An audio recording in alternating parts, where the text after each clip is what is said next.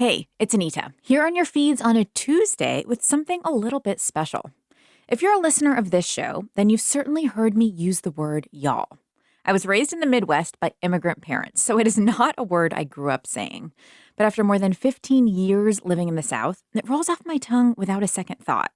So what is that about? And why are more and more English speakers outside the South jumping on the y'all bandwagon?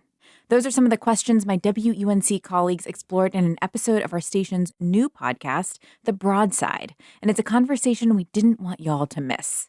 I hope you enjoy this bonus episode, and if you like it, be sure to check out the rest of their thoughtful and fascinating storytelling about the South.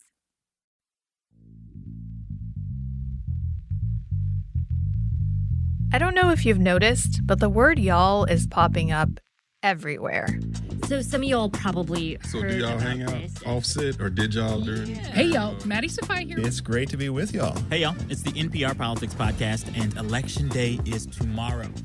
For decades, linguists have noted that regional American accents are disappearing. That includes the long stigmatized twang heard throughout large portions of the southern United States. But at the same time, use of this traditionally southern pronoun is rapidly spreading. From Louisiana to London, English speakers are embracing y'all, and the reasons may surprise you. I'm Anissa Khalifa, and today on The Broadside, how the most southern of words has quietly conquered the English-speaking world.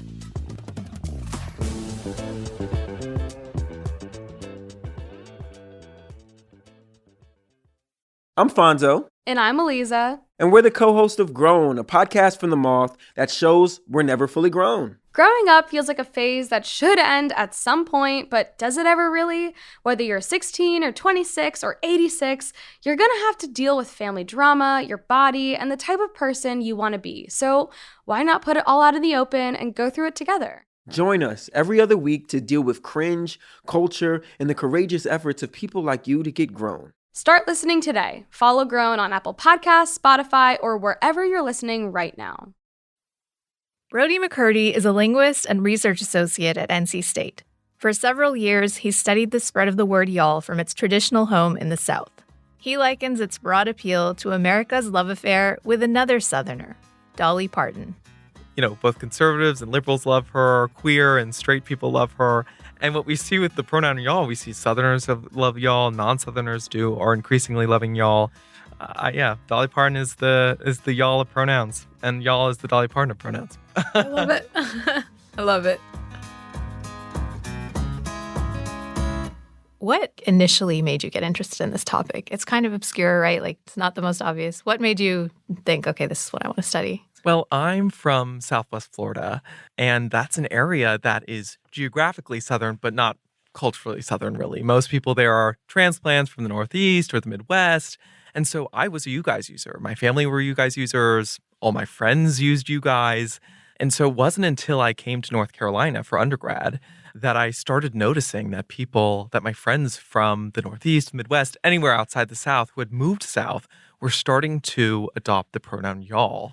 And that was really interesting to me because as someone who didn't consider themselves Southern, that just would never have crossed my mind to adopt the pronoun. And what I started noticing in particular were those people were really involved in a lot of progressive spaces, were people who were really socially conscious, who were very intentional about making their language inclusive and welcoming. And so those weren't characteristics I was stereotypically associating with y'all users, before I moved south. And so I was just really fascinated about this kind of new y'all user who, was adopting the pronoun for reasons other than just because it was Southern or just because they were growing up saying it. And so when I went to my master's program for the linguistics program, I just thought, this would be a really kind of cool thing to study. Just want to note that you said you moved south from Florida, which is so telling. I know, right? But it's a weird dynamic in Florida for sure. So you've studied the history of this term, right? So what is the history of y'all? When did it first show up? There's a lot of debate in linguistics about the origin of the pronoun and how that contraction came together. What I kind of can say is that a lot of the research about the Southern accent just in general is that a lot of what we stereotypically associate with sounding Southern really starts to develop around the Civil War. So it's actually relatively recently. And so we see things like saying pin and pen the same, for example, which we call the pin-pen merger in linguistics, or, might could, which we call double modals, y'all even as well. These things really start to become very kind of common in Southern usage around that time. Now, it was likely around before as well, but that's where we kind of see an uptick of its usage. I saw in your study that there are some interesting usages of the term, which I know about because I've seen them, but I hadn't really thought about them until you pointed them out, which isn't just, what we think of as what people use to mean when they say y'all. How has that meaning changed and why? Yeah, y'all is just really linguistically versatile, right? So in English, there's this, what we call the second person plural pronoun problem. It's a mouthful. English is missing a pronoun for the second person plural person. So almost all the dialects of American English fill this in some way. But beyond just being able to refer to a group of kind of a plural group of people, y'all has all these other different functions. And some of these functions that are really unique and specific to y'all. So one of the things that I found in my own research was that it's something that I call dissociative y'all.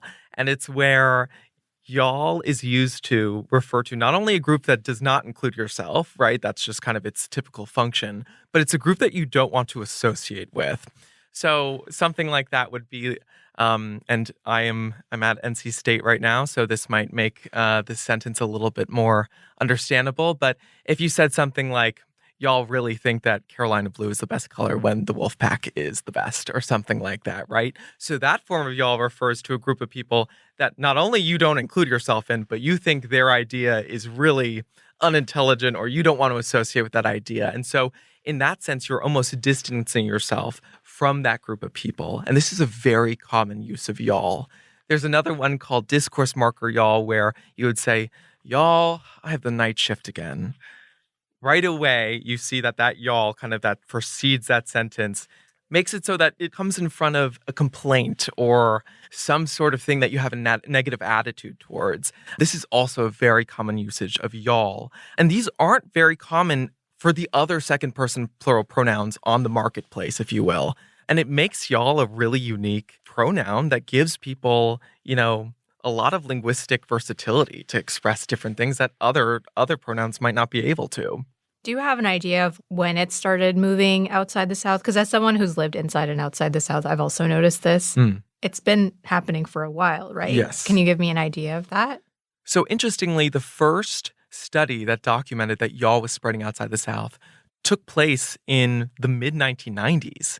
And so this group of linguists did this survey where they found that y'all seemed to be spreading quite rapidly outside of the South.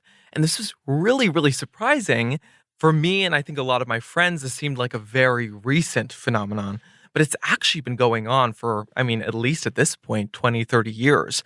And so this really shocked linguists when they first found this finding, because y'all is so stereotypically associated with sounding Southern, and sounding Southern is quite stigmatized in the United States.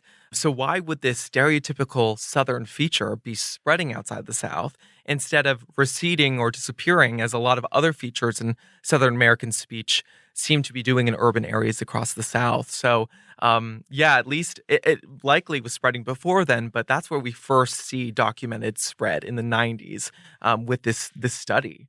And so why, given this context, is y'all spreading despite that stigma? So, this isn't the only answer, but this is one that I found in my own research, which was that y'all is increasingly understood as a gender-neutral, kind of inclusive pronoun in relation to you guys.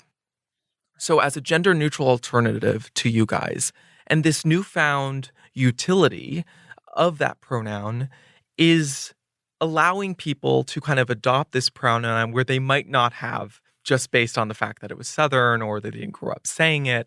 And so you see a lot of what I call late y'all adopters who adopt the pronoun because they see it as this really useful gender-neutral way to address a group of people. They might not identify as Southern. They might not have any other features that sound Southern or associate with the Southern accent, but they kind of see y'all as this very useful tool for them to use in order to kind of be more inclusive or welcoming of kind of gender expansive identities. But the interesting thing is this is a much more recent trend, right? But this y'all has been spreading for quite a long time. So what are some other reasons that might have already been happening? The linguists who first documented the change in the 90s really were saying that why it's spreading is because it's very useful, right? It fills in that second person gap. But we can kind of question that, right? Because, there is this gap, but there are a ton of other variants that people can choose from, right? So why y'all, especially y'all when it's so stigmatized? One of my thoughts on this, and this isn't something I've done research on, but y'all is also a feature of African American English.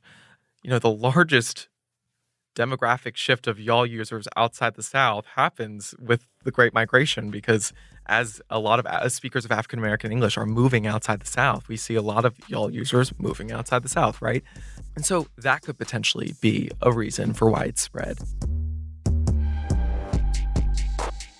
After a break, we'll hear from a scholar of hip hop who also has some thoughts on this.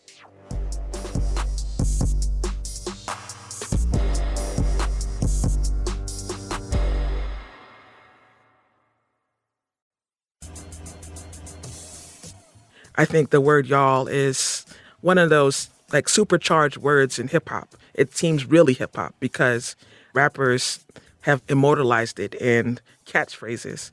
Antonia Randolph is a cultural sociologist and professor at UNC Chapel Hill who's written extensively about Black culture and hip hop.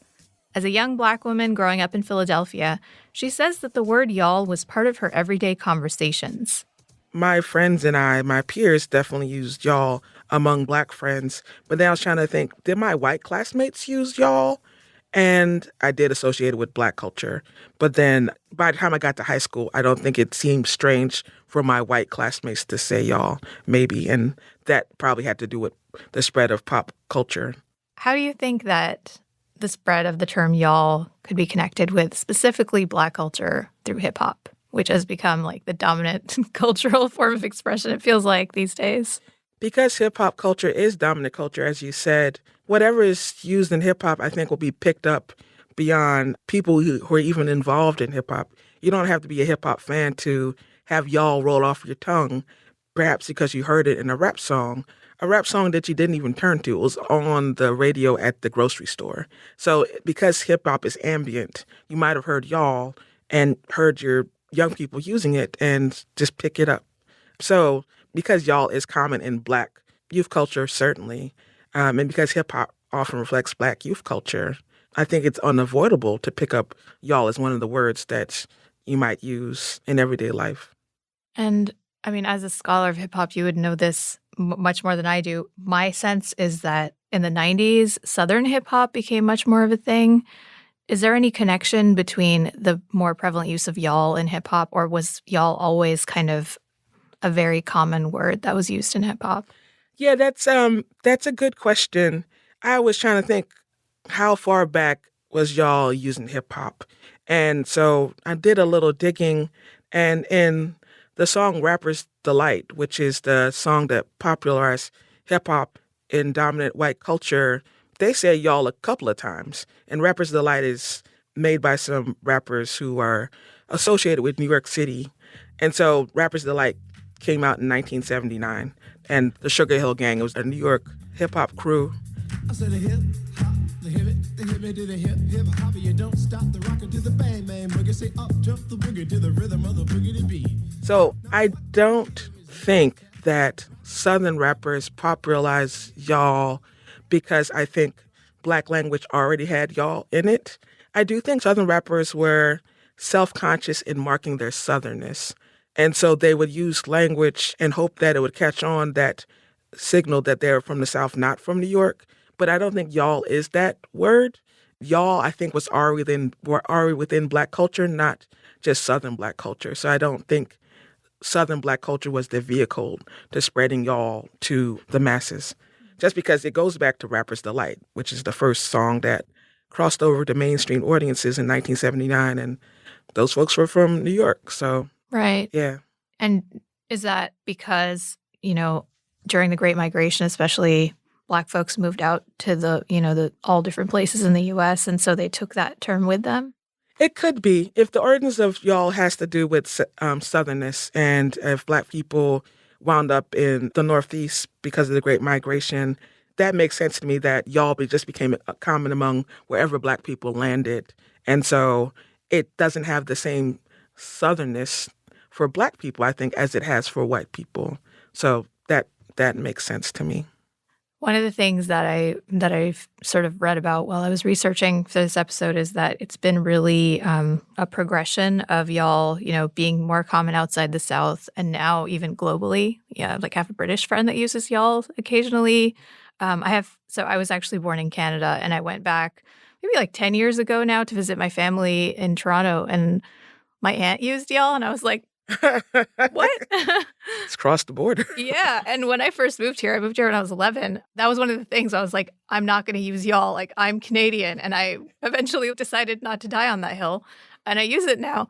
But it's just been so interesting to me to see how it's spreading. And I wonder if you have thoughts about what that means and why this particular term of it's like a plural you, which English doesn't really have an easy, smooth plural you, right? Mm-hmm. Why do you think this particular version of it is getting so popular?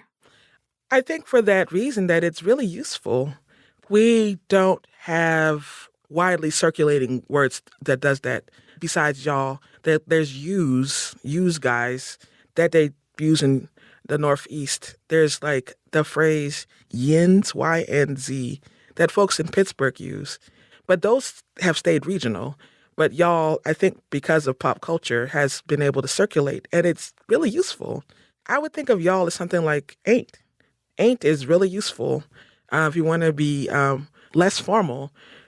Ain't no way I'm going to do that. Ain't just sounds good to use. It does something that people want to be happening in conversation, and y'all's the same kind of thing. And it's not loaded. It's loaded with southernness, and it's loaded with Blackness. And the southernness might cut against it, but the Blackness, because Blackness is marked as cool, Blackness might help it circulate because Blackness without Black bodies attached is cool. So I think, yeah, it's a useful term. I wanted to bring up one of the things that the linguist we spoke to studied, and he said that one thing that he noticed was what he calls the dissociative y'all, which is used to sort of distance the speaker from a group of people that the speaker finds disagreeable. So, for example, something like, y'all really think being late is a personality trait, or y'all need Jesus, that kind of thing, which these are the examples that he gave me. But I've noticed that a lot, especially online. And I wonder how you see this and if you think it's connected to the way that Black internet culture has sort of spread and also been appropriated by a lot of other groups. Huh. That's interesting. A really specific use of y'all where it's not just you all, but it gets to have a meaning of distancing yourself from who you're trying to refer to in a comic way, it sounds like. I mean, I don't doubt it. I mean, there's so many inflections in how language is used that people using it for effect. There's so much about Black language that is a performance of cleverness and humor that I wouldn't be surprised if it doesn't have something to do with people picking up on creativity and how Black people use language and kind of adapting it, noticing it, and using it to effect too. Do you mind if I ask you how you feel about that? How I feel? I think people should become as aware as they can about the origins of language that they're using, to understand that language has history, and to know that language is embedded in power relations, so that all kinds of Black slang is adopted by non-Black people. And that's a form of appropriation, and it could be a form of domination. It could be a form of emptying out the meaning that language has among Black communities and treating it as though it doesn't have a history. At the same time, because language and all culture crosses barriers, I think it'd be hard not for that to happen. And so I think the best practice is probably to be aware of where language is coming from, to acknowledge that language has a history that is associated with particular racial and ethnic groups, cultural groups like gay culture, that sort of thing, and to not imagine that it's innocent. But it'd be hard. I think it'd be unreasonable to think that people would abstain from using words that just become popular. That would be hard to do because we just brush up against the people. It's fun to do the new thing with language. And I think it'd be hard to back away from that as folks live in everyday life.